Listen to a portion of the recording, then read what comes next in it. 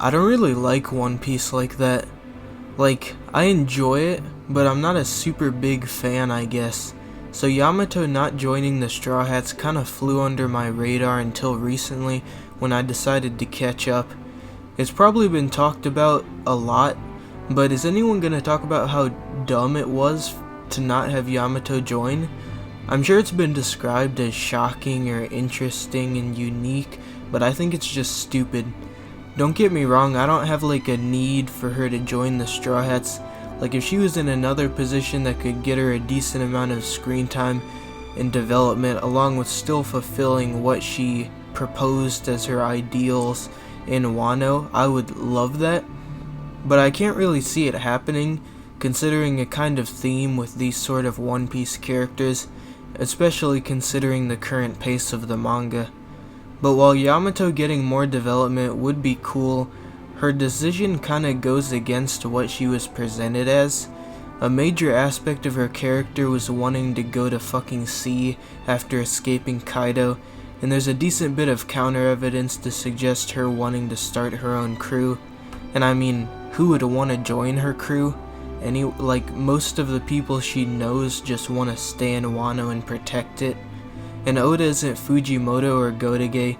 He's not the kind of author to so casually depict loss or failed ideals and have that impact his characters. Even in his antagonists, it's actually quite rare.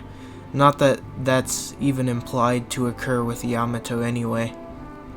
And Yamato joining the Straw Hats would have been so beneficial too, not just for her. We already got information about Yamato's relationship with Ace, and that kind of affected Luffy too, but this could be furthered if Yamato joined the crew, which could have been used to foreshadow an improved future relationship between Luffy and Sabo.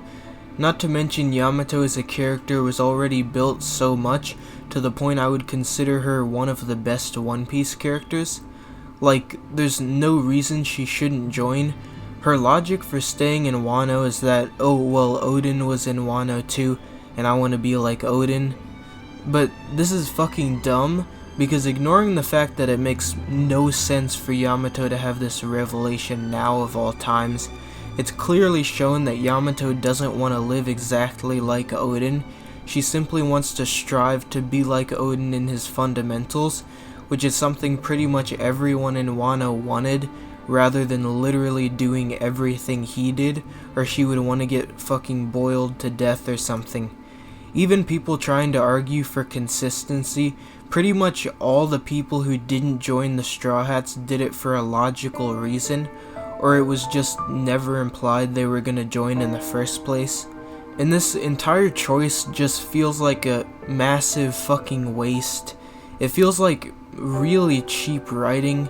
I guess it makes sense from like a writing standpoint as the author, because Oda is nearing the end of his story, and fleshing out another character and having them evolve to the same degree as the likes of Zoro or Sanji would take a pretty decent amount of time, but he's just throwing away all of that foreshadowing that was presented pretty much throughout the entirety of Wano. It just feels so cheap.